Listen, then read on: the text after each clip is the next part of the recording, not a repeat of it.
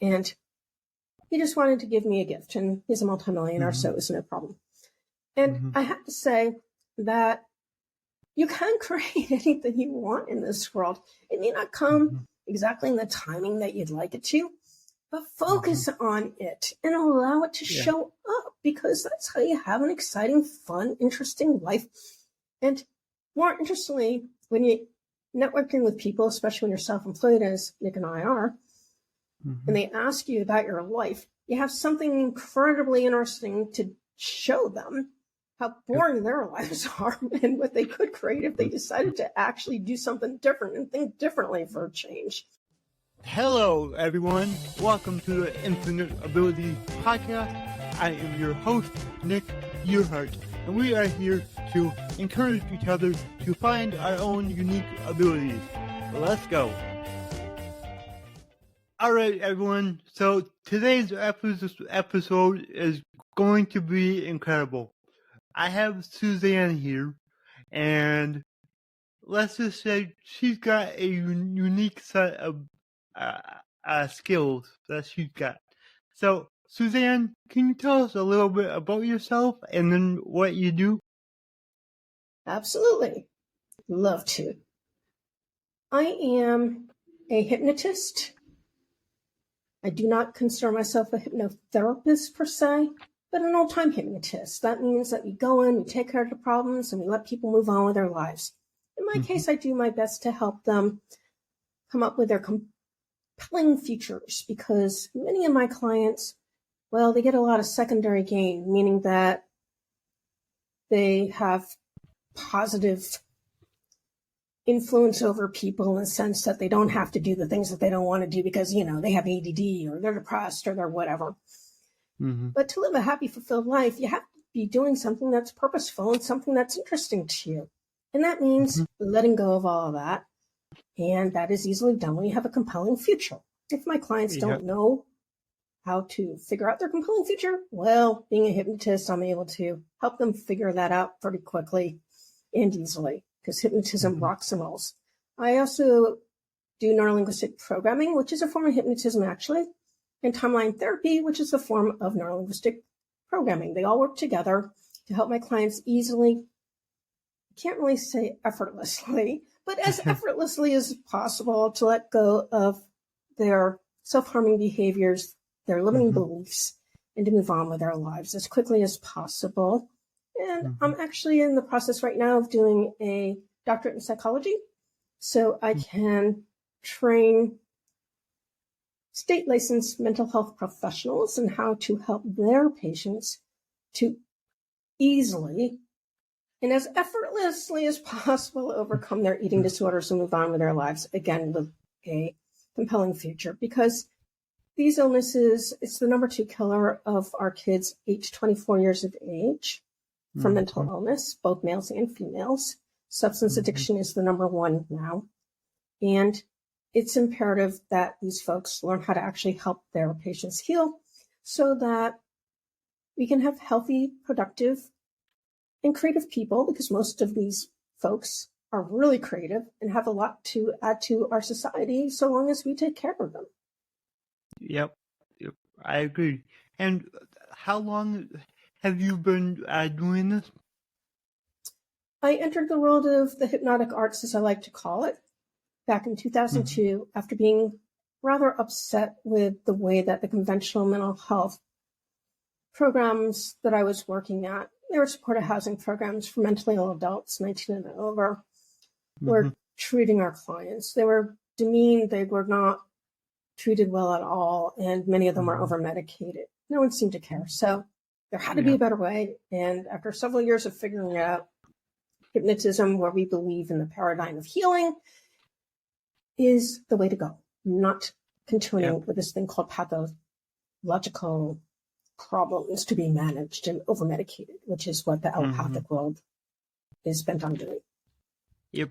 So over your career, what has been like the most common problem that you help people with? I would say anxiety and depression primarily, and many times it's with kids in the teens and college ages, quite honestly. They're overwhelmed. And goes back to the beginning of my practice, actually. This is not new. It's just gotten worse since the COVID catastrophe, as I like to call it. Yeah. And as a result, many of them realize that their subconscious mind is the thing that's getting in their way. They're smarter than most of the adults around them. And they either find me on their own or they ask their parents to locate a hypnotist to help them. And that's how they end up in my practice after their other therapy has failed them miserably. Yep. Yep. And yeah, that makes sense that, anxiety and depression is what you help with the most.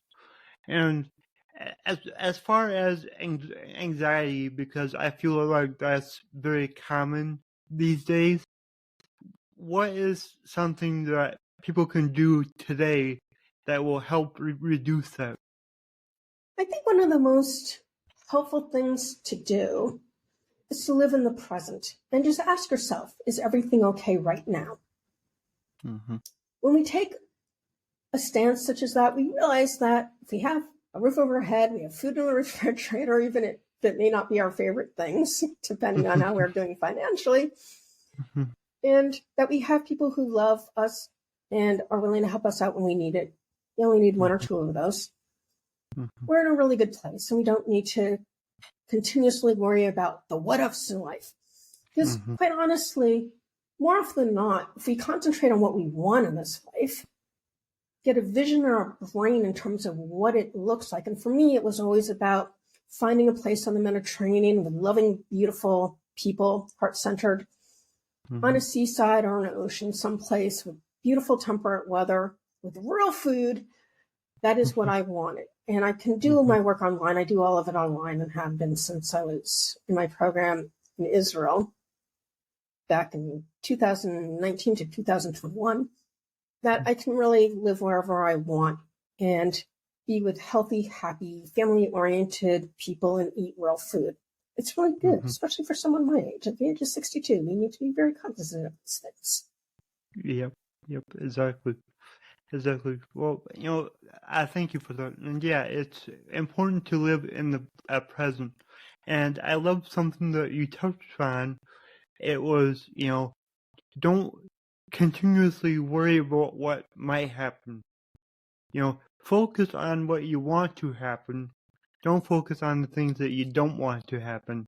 Doing that can really change everything.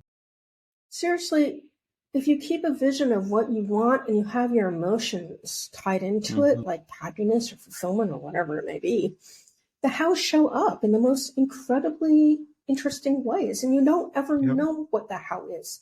So we need to stop deciding that we know how it's supposed to be and allow the things to fall into place once we realize exactly what it is that we want from our lives. See, too many people don't think about what they want from their lives. They just get distressed and upset. And I'm here to tell you that you can create pretty much anything that you want to have in your life. And I would say focus on healthy, wonderful, heart-centered things where you can actually be a channel for your creator to bring some higher purpose than just worrying about your immediate family. That's not big enough, in my estimation.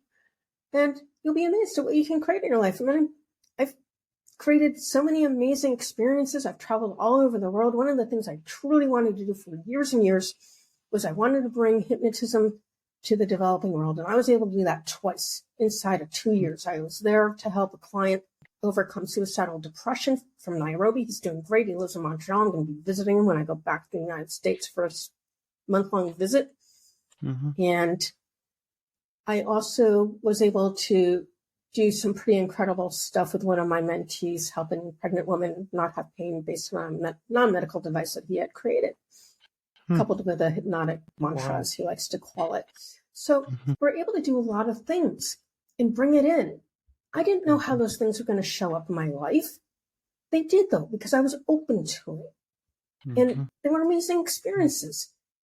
I've been able to live in amazing places all over the world and meet the most amazing people, especially when I was in Mexico and I sprained my ankle. Oh my God, a $10 hotel. The manager was so sweet. The desk people came up and took care of me every single day. They took my credit card, got me some Mexican food at the one restaurant that took credit cards because they couldn't figure out how to get money out of the ATM.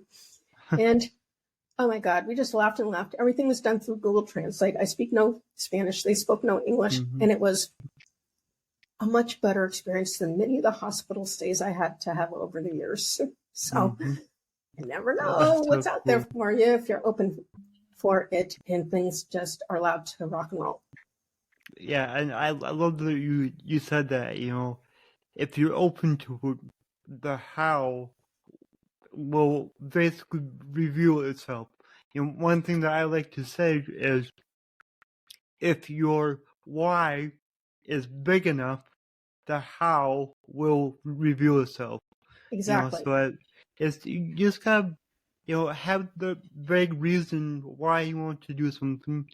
Then believe in yourself that you can accomplish it, and then it will happen. You will make it happen.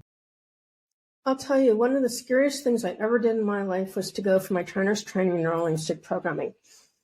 And it was scary because when I went for my master's practitioner in linguistic programming, the trainees came in like right after the master practitioner was done during the summertime. And they were all really fearful because of all the expectations. And it was a really quick program. It was 7 hours a day with 15-minute breaks, I think every 4 hours or so, or every 2 hours, I forget. Must have been every 2 hours. You're supposed to eat your lunch before and eat your dinner after.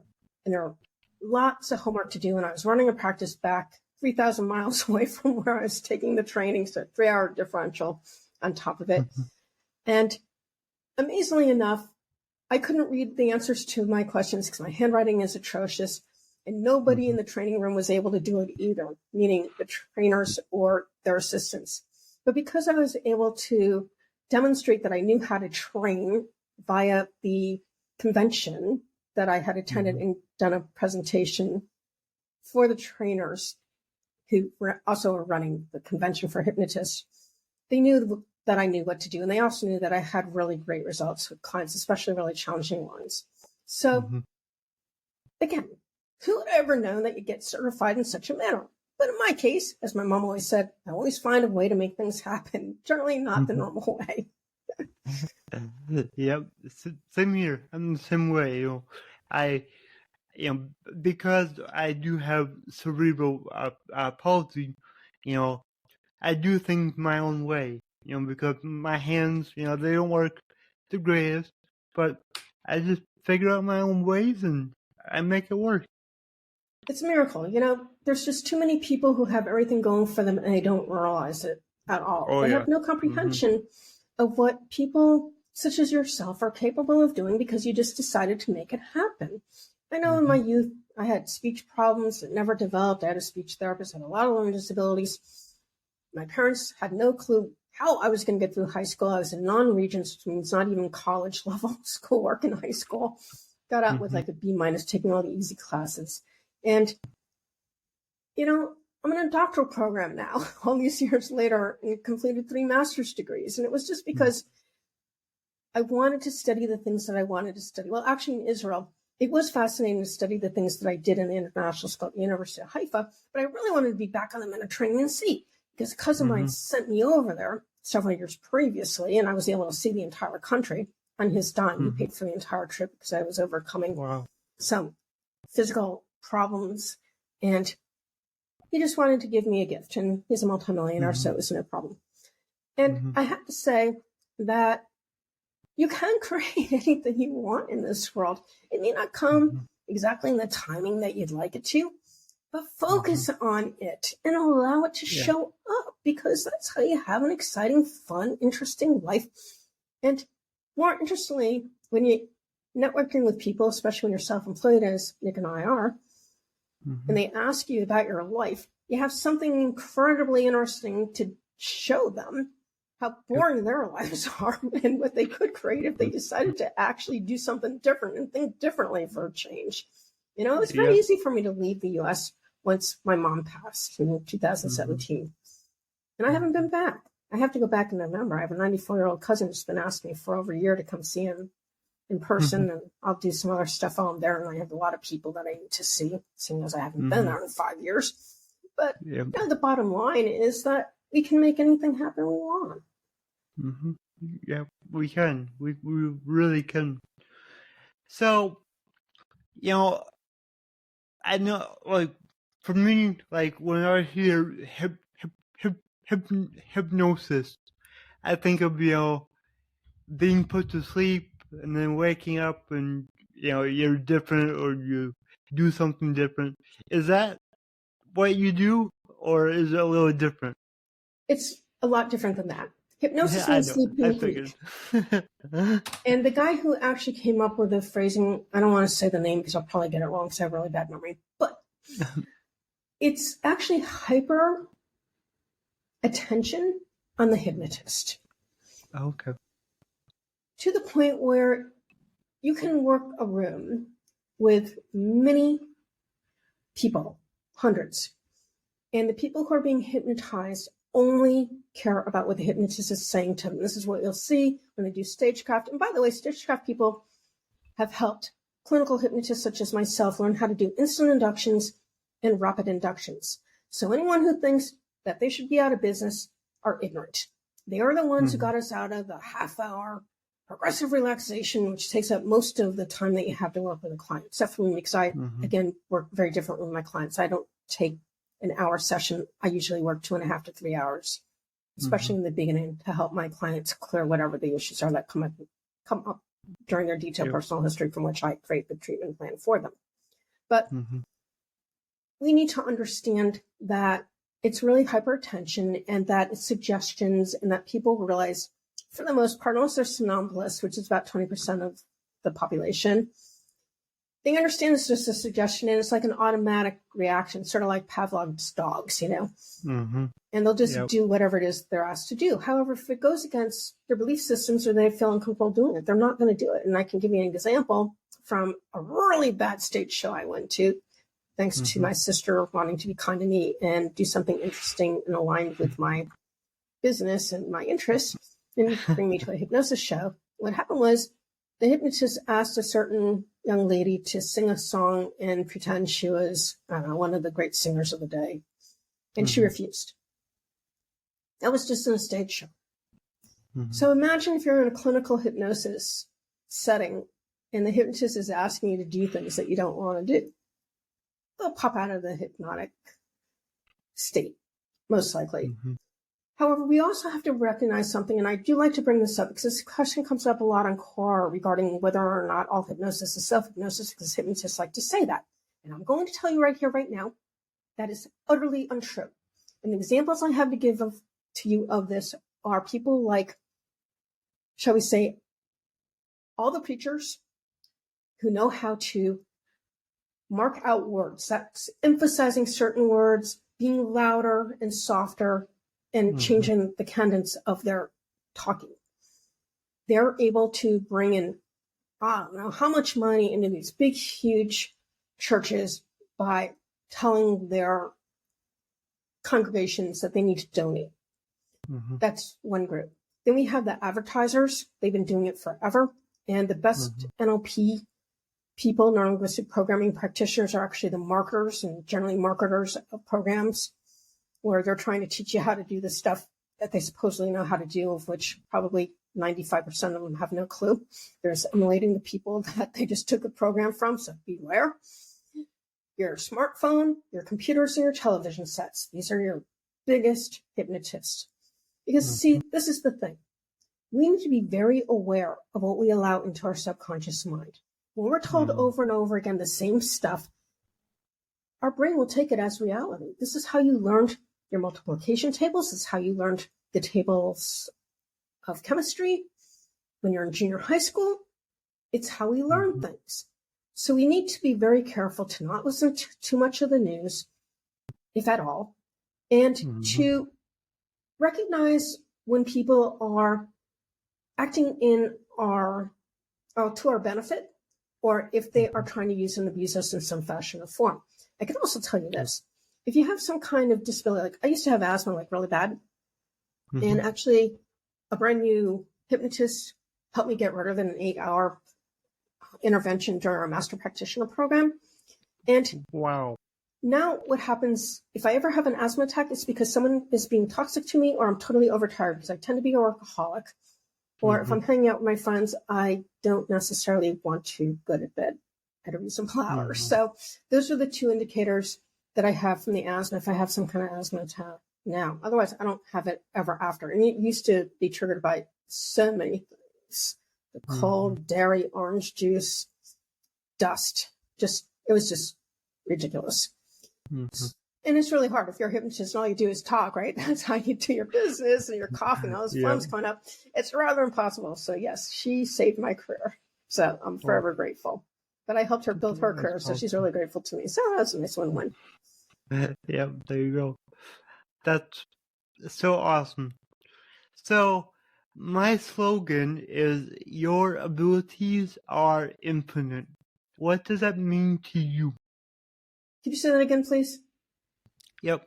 My slogan is, your abilities are infinite. What does that mean to you?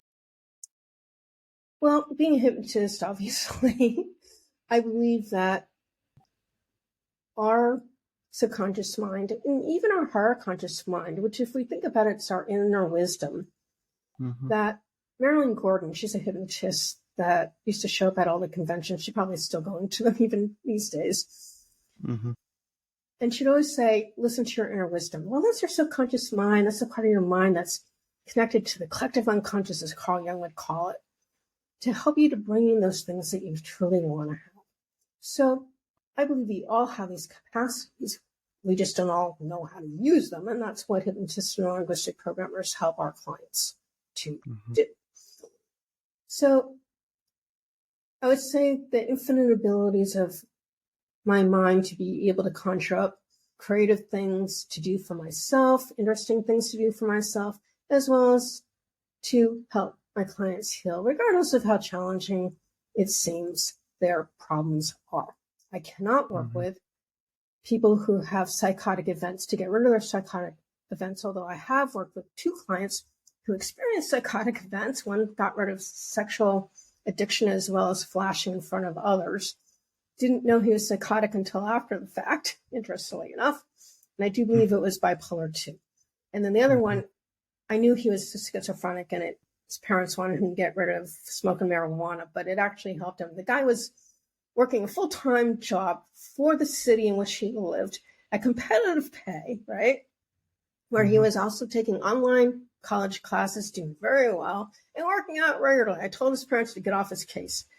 The marijuana was helping him to do very well in life, better than most schizophrenics I've ever met. And he was forever grateful. But I did raise, the issue that, smoking marijuana is not really the healthiest thing for your lungs, for your pulmonary, or your esophagus in these areas as well, so we do have to be mindful of that. For him, for his daily functioning, it worked out really well. So you need to be open-minded in terms of what works for people, meeting them where they're at. Yep, I love that. It's so true. So how can people find you and reach out to you? I am all over the internet under my name, Suzanne Kellner-Zink, and my business, Dawning Visions Hypnosis. I have an encyclopedic website, dawningvisions.com. It's like a dawning sun with visions, seeing a lot of stuff. dawningvisions.com. So we can help everyone have a vision of all the areas that they'd like to have in their life dawn upon them. And then I have an email address, Suzanne@dawningvisions.com. But I would invite people to first look at the website, dawningvisions.com, to get an idea of the work that I do. There's a lot of testimonials of all kinds of clients I've worked with all over the years. Many of them have multiple pages of information explaining what their life was like before they came in to see me. What a hard ass I am on them. I ask them to talk about that because I do hold my clients accountable to do their homework. It's necessary for me to be able to move on to the next part of the healing process. And what their lives were like afterwards. And for several of them, I have updates from, anywhere from 1 to 2 to several years later. Antonio Martin wanted me to use his real name, and I hadn't seen him in 8 years. His parents had done testimony on his mom, right after the work was done. His dad a year and a half later, and then 8 years later, he came to my office and dictated what he wanted me to say. And he wants me to use his real name because he said anyone who had a life as difficult as mine and I was able to clear it all up needs to know that they too have an opportunity to heal if they so choose. And he was 25, I think, at the time. No, he's 24 years old at the time that he came in to do that. He was 16, 17 years old when I actually did the work with him. He's 30 years old and he's doing very well. Thank you very much. Even though the conventional mental health people at the program that he was living at the time told him he'd be dead or in jail within a year. So there you go. That was a miracle case. Wow. That's incredible. The work that you do is just amazing. So thank you for everything that you do. It is my pleasure and my honor to work with the people who are ready to heal now. I'm not interested in hearing people whine and cry about their problems. You can do that with a psychiatrist and your psychologist for the rest of your life. I'm interested in only working with people who are sick of being sick, sick of being stuck, and are ready to heal now. Yeah, that's awesome. Awesome. All right, Suzanne, thank you for coming on the show and sharing everything. Oh, it is my pleasure and my honor. Thank you very much for the opportunity. It was kind of cool that I didn't know the questions in advance because it's much more interesting when I can just think of the answers right off the top of my head. I've been doing this for so many years. It's just as natural anyway. Exactly. All right, this was really great. Thank you. If you enjoyed this show, please go ahead and share it on your Instagram story and tag me here, the Nick Yerhart. Also, go ahead and share it anywhere else that you see fit, because the only way that I can grow this is by you guys sharing it. I don't sell anything on here. I don't have any sponsors, so let's just get it out there by word of mouth and help more people. Alright, everyone, remember, your abilities are infinite.